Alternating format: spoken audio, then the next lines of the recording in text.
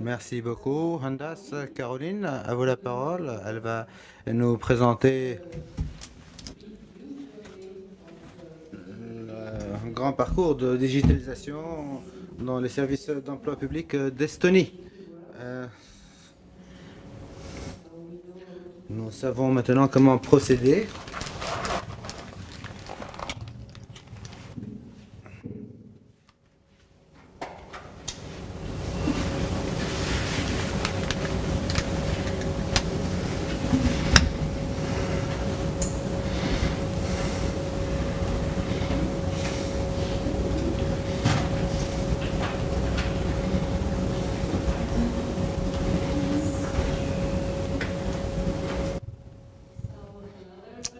Bonjour tout le monde, je m'appelle Caroline et je viens d'un petit pays, l'Estonie, qui est aujourd'hui très connu pour son e-governance et ses services en ligne. Je vais vous présenter la digitalisation un petit peu d'un différent angle que mon prédécesseur et je vais voir comment est-ce qu'il est possible d'automatiser et de digitaliser vos processus de travail dans vos agences. Lorsque le gouvernement estonien a commencé à mettre en place une société d'information il y a à peu près 2 décennies, il n'y avait pas d'informations digitales collectées par rapport à nos citoyens. C'était notre gouvernement, c'était la volonté de notre gouvernement, c'était sa décision d'investir dans les technologies de l'information et dans ces solutions et de prendre ces routes de technologie de l'information. Donc tout ceci a commencé en 1996 lorsque le gouvernement a établi une fondation. C'était un programme d'éducation pour les écoles et pendant les années, ce programme d'éducation s'est entendu aussi vers les adultes et ceci a vraiment créé des besoins pour des services en ligne modernes. Donc, comment est-ce que la digitalisation a impacté notre emploi public et nos services d'emploi public? Tout d'abord, je voudrais vous montrer une vidéo qui illustre la colonne vertébrale de e-Estonie. C'est la route X qui connecte les bases de données publiques et privées en Estonie. J'espère que la vidéo va fonctionner cette fois-ci. Je vais essayer d'être plus intelligente et plus innovante que tout à l'heure pour vous donner le son. Le fait de... Désolé, nous ne recevons pas le son en cabine. Quantities of data. Estonia lacks a centralized or master database. Data is stored where it is created. Each agency administers its own data separately, and data is not duplicated. At the same time, state authorities... Now there's voice, but no picture, but I know what to do. I have to... Maintenant, il y a de la voix, mais pas de photo. Je dois fermer toutes mes diapositives PowerPoint et recommencer.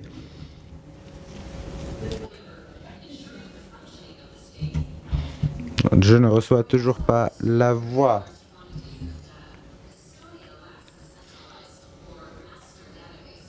Data is stored where it is created.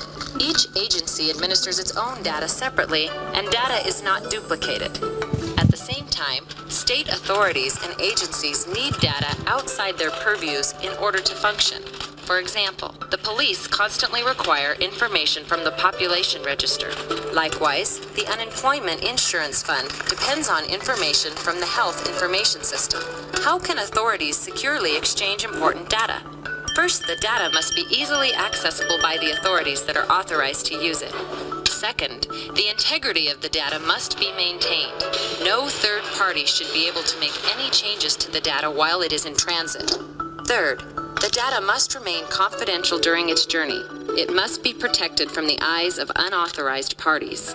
The X-Road is a data exchange platform that fulfills all three of these requirements. The X-Road makes life simpler for both the state and the citizens.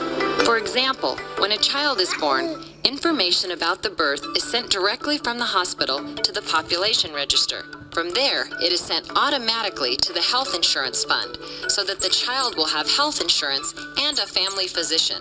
This prevents the creation of excessive paperwork and saves time. The state functions in the background. The X-Road helps authorities make work processes more convenient. Many activities can be automated, which frees employees to deal with matters that require human involvement. Authorities also don't have to worry about the authenticity of data. They can be confident that data received from the tax board definitely originated from the actual tax board. Additionally, the X-Road can be used regardless of what technology an authority uses. For the state, the X-Road, above all, makes it possible for authorities to efficiently exchange data among themselves. Sensitive information moves securely, and the system itself is so resilient that it cannot be easily brought down by those with malicious intentions. Since the birth of X-Road in 2001, the system has operated continuously without interruption. The X-Road helps the state see the big picture of how different authorities are connected to one another. In addition, the X-Road makes it possible to exchange data not only within the country, but also across national borders. That is, of course, if databases and information systems are working properly. The biggest beneficiaries of the X-Road are, of course, the citizens. They enjoy the benefits of a better functioning state and save all of the time they would otherwise spend submitting papers and forms. How much time? During the time it took you to watch this animation, the X-Road saved around 240 working hours in Estonia. Cool. Okay, done with that. Ok, nous en avons terminé avec ça. Donc, comment est-ce que les services d'emploi estoniens utilisent X-Road?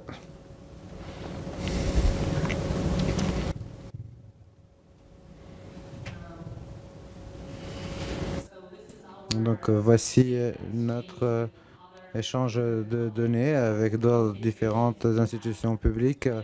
Nous avons 26 différents registres qui sont connectés à notre système, ce qui veut dire que nous recevons automatiquement différents types d'informations dont nous avons besoin. Au milieu de cela, il y a nos principaux systèmes d'information, un pour les services, un pour les allocations, et le troisième c'est pour l'évaluation et le paiement des avantages. Les services d'emploi public en Estonie sont ceux qui utilisent le plus X-Road. Nous faisons 1,4 million de demandes de différentes bases de données par mois.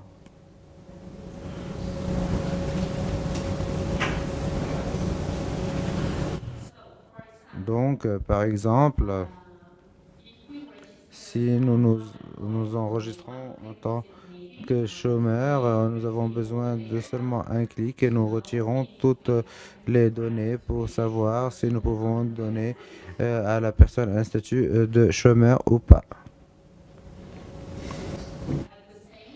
En même temps, nous donnons aussi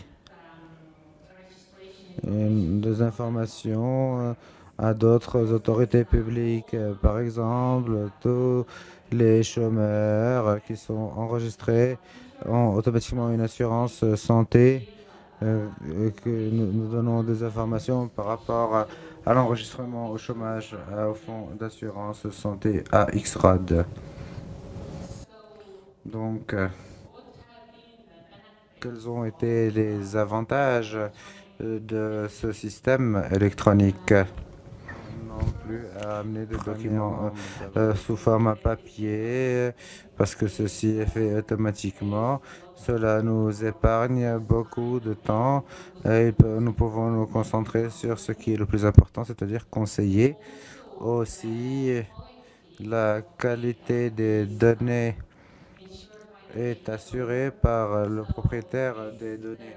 Et donc, dans le cas où il y a une erreur dans les données personnelles, donc le registre qui est responsable de ces données doit régler cela.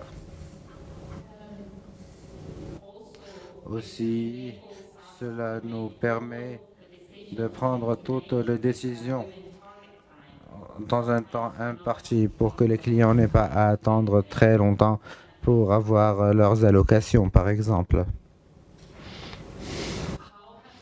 Comment est-ce que nous en sommes arrivés là? Parce que rien ne s'est passé du jour au lendemain.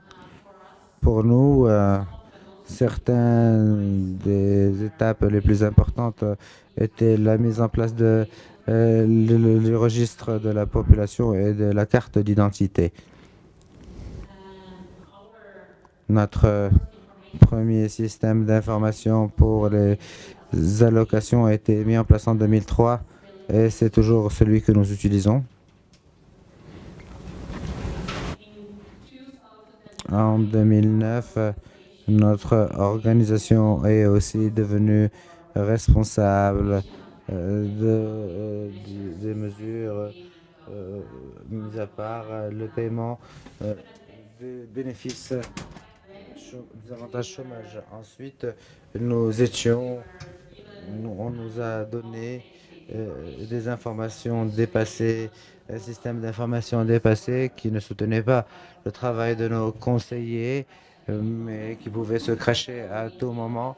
Et donc, lorsque nous en sommes arrivés, nous avions commencé à mettre en place un service moderne, et ça, c'est aussi notre portail qui a été lancé à cette période-là.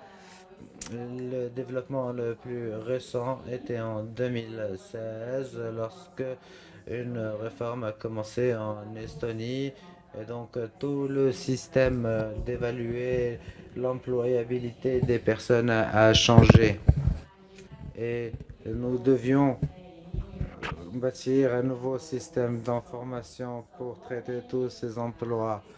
Donc les différents processus et le développement des technologies de l'information a eu lieu en même temps. Mais comme les plateformes technologiques se dépassent, nous avons commencé à améliorer nos systèmes et à développer de nouvelles versions des avantages et des services.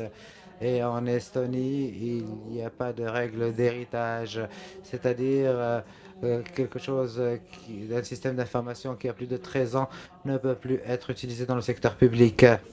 Cette règle nous force vraiment et nos systèmes à être à jour.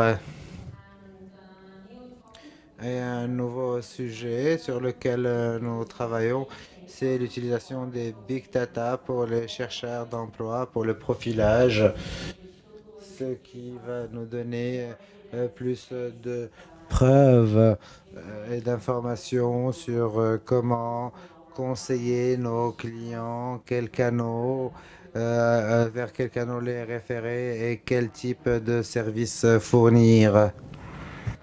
Donc, pour accéder à nos services en ligne, vous devez juste avoir une pièce d'identité. Une pièce d'identité est en fait obligatoire en Estonie. Donc, tout le monde doit en avoir une.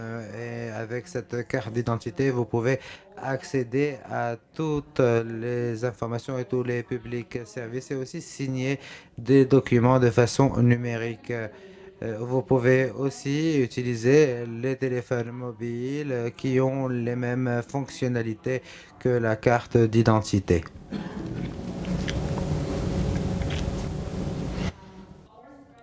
Notre stratégie dès le départ était de faire plus avec moins.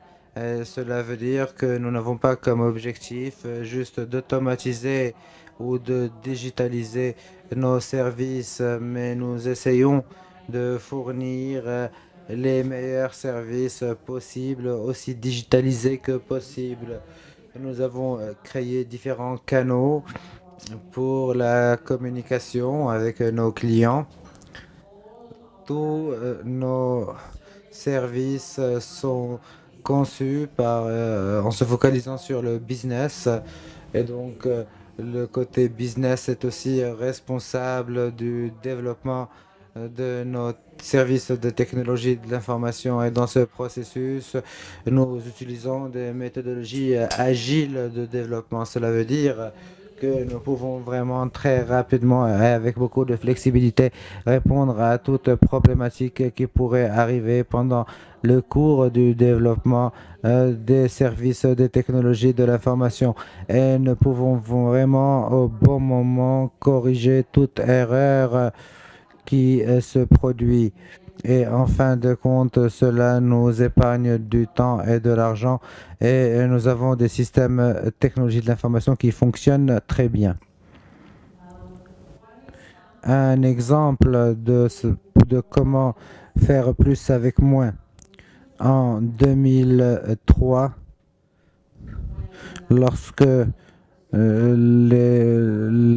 gestion des allocations pour jeunes chômeurs, nous utilisions seulement les informations par rapport au salaire avec le système X-Rod. Et en 2007, nous avons aussi commencé à utiliser des informations par rapport à l'assurance chômage.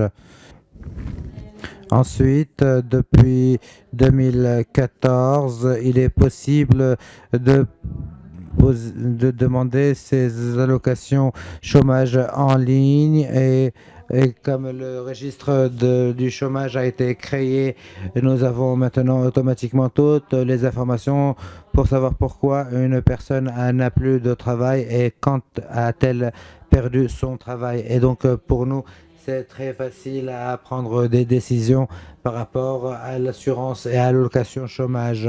Et cette année, nous avons comme objectif d'automatiser complètement ce processus.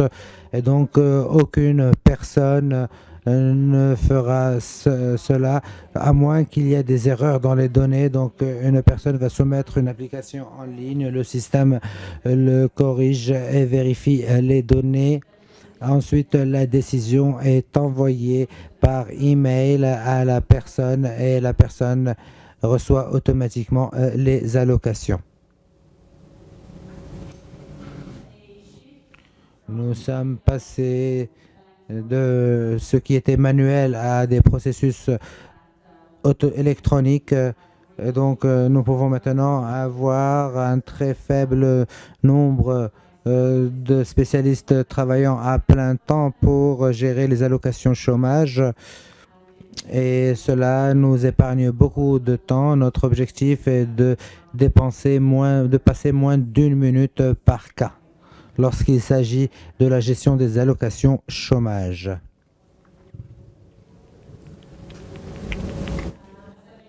Comme je vous l'ai mentionné auparavant, nous avons créé beaucoup de canaux différents pour fournir des services et des informations à nos clients.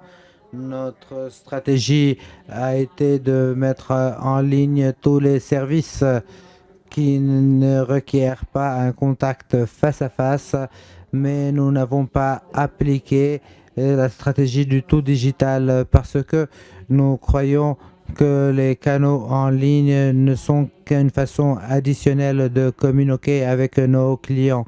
Et nous ne pouvons pas, bien sûr, remplacer à 100% les rencontres en face à face avec des services digitaux.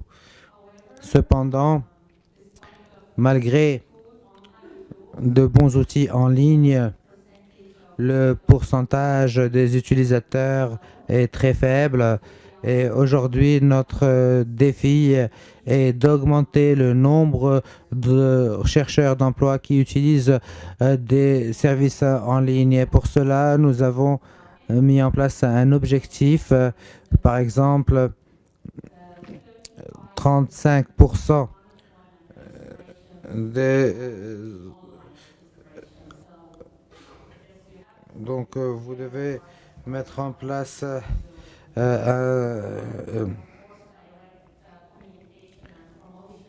donc cela dépend de la promotion des e-channel à vos clients.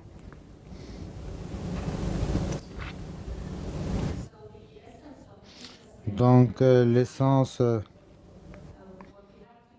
des services digitaux, c'est que personne d'autre ne peut concevoir des services en ligne pour nous. Ce n'est pas notre département des technologies de l'information ou une compagnie externe mais en fait, le propriétaire du produit du côté business qui connaît le service et qui sait ce qu'ils veulent réaliser.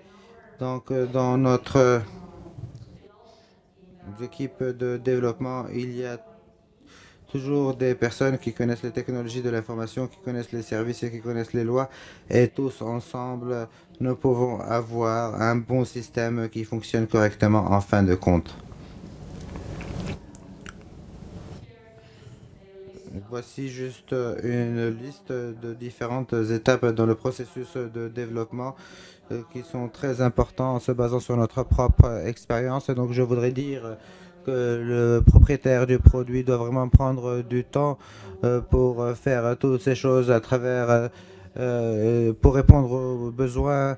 Et il faut planifier et prioriser des tâches de développement et aussi toujours tester et donner des feedbacks aux développeurs parce que c'est seulement en communiquant de cette manière que nous pouvons avoir les meilleurs résultats. Quelles sont les prochaines étapes pour nous? J'ai déjà mentionné la plupart d'entre eux, mais ici je voudrais vous parler du data mining et ce que cela veut dire. C'est une idée simple, en fait. C'est que nous devons prendre des données de notre système d'information en se basant sur des registres.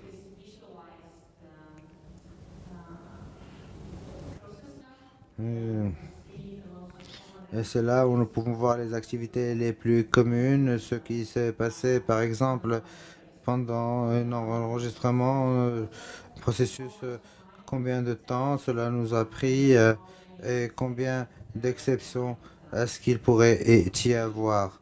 Et donc, dans cette diapositive, vous pouvez voir l'enregistrement des personnes au chômage et la ligne bleue vous montre le chemin le plus commun et les différentes activités qui se sont produites pendant ce processus et le reste est juste, par exemple, certaines exceptions.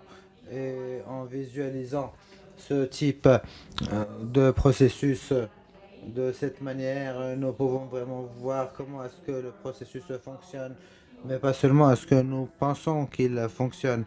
Et nous pouvons travailler sur les différents problèmes qu'il y a dans ce processus. Et pour conclure ma présentation, je voudrais vous montrer